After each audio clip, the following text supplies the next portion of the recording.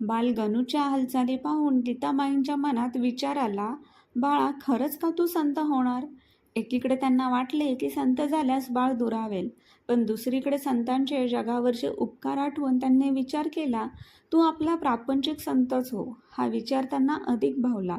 गणू मोठा होऊ लागला तसा तो रांगू लागला. रामकृष्ण हरी हे भजन ऐकले की तो शांत होत असे. एकदा तर त्याने रांगत जाऊन घरातील देवांचे देव्हारे खाली घेतले. तेव्हा गीतामाईंना वाटले, देवाला हातात गवसणारा हा मोठा संत होणार का? गणू 5 वर्षांचा झाला तेव्हा त्याला भजन कीर्तनाची ओढ लागली. तो लिंगोपंतांजवळ जाऊन झोपत असे. एकदा मध्यरात्री गणू अंथरुणावर नव्हता. सगळीकडे शोध सुरू झाला. भीती आणि काळजीने सर्वांचा थरकाप उडाला. शेवटी शोध घेत लोक नदी किनारी गेले तर तिथे काय चमत्कार!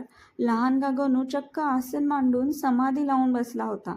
हे पाहून सर्वांना कळून चुकले की हे बाळ सामान्य नाही, हे काम काही न्यारेच आहे. लिंगोपंतांनी एकदा त्याला विचारले, तुला मोहरांनी भरलेला हंडा दिला तर काय करशील? गणू उत्तरला, मी सगळे धन अंध पांगू लोकांना वाटून टाकीन.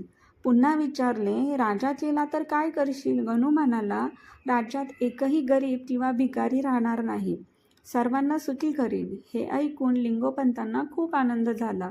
तर मित्रांनो, बालगणूचे हे विचार आणि त्यांची समाधी अवस्था त्यांच्या भावी दिव्य आयुष्याची नांदीच होती. पूर्वपुण्याईशिवाय सत्संग घडत नाही आणि संतांच्या सहवासात राहिल्यानेच मनाची खरी घडण होते.